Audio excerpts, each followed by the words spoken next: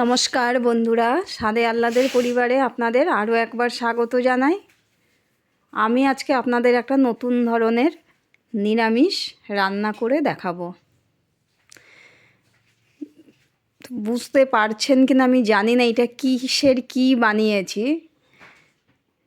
তো খেতে খুবই সুস্বাদু হয়েছিল। আমি এখানে পাতুরির জন্য এখানে নিয়ে নিয়েছি মোচা, অল্প পরিমাণে মোচা। সেই মোচা আমি এখানে একটু কড়াইতে আমি প্রেসার কুকারে সিটি দিয়ে নিইনি, আমি কড়াইতে দিয়ে হলুদ দিয়ে দিলাম আর দেব লবণ দিয়ে আমি এটাকে ভালো করে সিদ্ধ করে নেব, যে কালো কষটা ওটা বেরিয়ে যাবে। ভালো করে নাড়িয়ে নিলাম। নাড়ানোর পরে আমি এখানে এবার ঢেকে দিচ্ছি। ঢেকে দিলে খুব তাড়াতাড়ি সিদ্ধটা হয়ে যাবে। তো এইখানে সিদ্ধ হয়ে গেছে। এরপরে আমি কি করব, এখানে একটা নিয়ে নিয়েছি মিক্সিং বোল। এখানে খুব সুন্দর করে আমি মোচাটা সিদ্ধ হয়ে যাওয়ার পরে জল ঝরিয়ে ভালো করে চিপে নিলাম। দিয়ে দিলাম 4টে কাঁচা লঙ্কা। ঝালটা আপনারা যে যেরকম খান আপনারা সেইভাবেই দিতে পারেন। আর দিচ্ছি অল্প পরিমাণে নারকেল কোড়া দিয়ে দিলাম। আর এখানে দেব পোস্ত আপনারা চাইলে দিতে পারেন, না চাইলে নাও দিতে পারেন। আমি পোস্ত দিয়েছি। আর এখানে দিলাম লবণ আর চিনি। লবণটা বুঝে দিতে হবে, কারণ যখন সিদ্ধ করেছি তখন আমি লবণটাও ওখানে দিয়েছিলাম। এখানে সবগুলো একসঙ্গে পেস্ট করে এখানে আমি একটা পাত্রে ঢেলে নিলাম। আর একটু নারকেল কোড়া ওপর দিয়ে দিলাম। নারকেল কোড়া যদি আপনারা খেতে ভালোবাসেন নারকেল, তাহলে এইভাবে আপনারা নারকেল দিতেও পারেন, আবার নাও দিতে পারেন। আমি দিয়েছি অল্প পরিমাণে। এখানে দিয়ে দিলাম আবারও অল্প একটু লবণ। যতবারই আমি লবণটা দিয়েছি পরিমাণে অল্প দিয়েছি, কারণ সব জায়গাতে লবণটা একটু একটু করে দেওয়া। আর দিয়ে দিলাম চিনি। দিয়ে দিচ্ছি সর্ষের তেল। আমার এখানে আছে ঘানির সর্ষের তেল। তো সবগুলোকে আমি একসঙ্গে খুব সুন্দর করে মিশিয়ে নিচ্ছি। আর পাশে আমি একটা কড়াই বসিয়ে দিয়ে কলা পাতাগুলোকে খুব সুন্দর করে একটু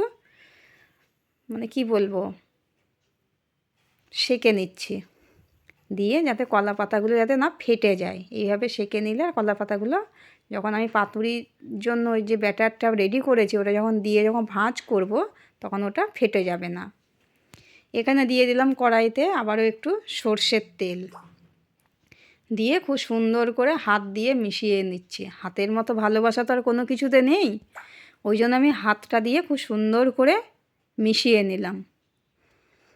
দিয়ে এবার কলার পাতাটা নিয়ে আমি এখানে 2 চামচ মতো ওই ব্যাটার এখানে দিয়ে দিলাম। কলার মোচার যে পেস্টটা করেছিলাম সেইটা এখানে দিয়ে দিলাম। দিয়ে ওপর দিয়ে একটু সর্ষের তেল দিয়ে দিলাম। আর একটা গোটা কাঁচা লঙ্কা দিয়ে এবার কলার পাতাটাকে এইভাবে আমি ভাঁজ করে নিয়ে, আমি কোনো সুতো দিয়ে এখানে বাঁধবো না, এইভাবে করে দিয়ে আমি এইখানে যে দিকটা ভাঁজ হলো সেই দিকটা নিচের দিকে দিয়ে আমি এইভাবে করেই রেখে দিলাম। আবারও একটা কলার পাতা নিয়ে নিলাম, নিয়ে একই পদ্ধতিতে আমি ওই ব্যাটারি দিয়ে দিলাম। দিয়ে আবারও একটু দিয়ে দেব সর্ষের তেল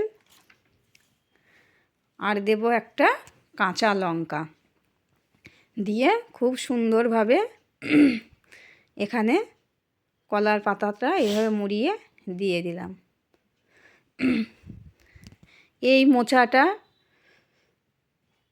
আনা হয়েছে একটা গ্রাম থেকে, পিকনিকে গেছিল ওর বন্ধুরা মিলে, সেইখান থেকে এই মোচাটা সেখান থেকে না জানিয়ে নিয়ে চলে এসছে।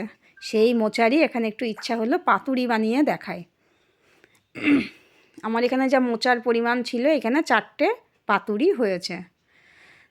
এক পিঠ তো হয়ে গেল, আর এক পিঠ আমি উল্টে দিচ্ছি। তো এই মোচার পাতুরিটা আপনাদের কেমন লাগছে? তারপরে এটা না জানিয়ে আনা মোচা তো আরও সুস্বাদু হবে খেতে। এটা যদি জানিয়ে আনতো তাহলে পাতুরিটা এত সুস্বাদু হতো না।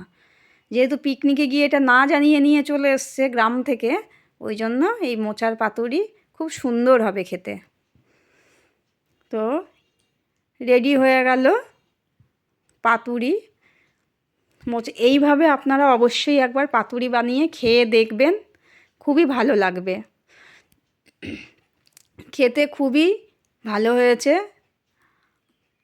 আমার যে পুত্র আছে বাড়িতে, তিনি কিছু খান না, কিন্তু এই পাতুরি খেয়ে উনি খুব প্রশংসা করেছে। তখনই আমি বুঝলাম তার মানে পাতুরি ভালো হয়েছে। তো এইভাবে একবার পাতুরি বানিয়ে খেয়ে দেখবেন। রান্নাগুলো আপনাদের কেমন লাগলো অবশ্যই কমেন্টের মাধ্যমে জানাবেন। মোচার ঘন্ট ও মোচার ধোকা অনেকেই খেয়েছেন, কিন্তু এইভাবে পাতুরি কজন তৈরি করে খেয়েছেন অবশ্যই কমেন্টের মাধ্যমে জানাবেন। ভালো লাগলে লাইক ও শেয়ার করবেন। ভালো থাকবেন, সুস্থ থাকবেন। নমস্কার।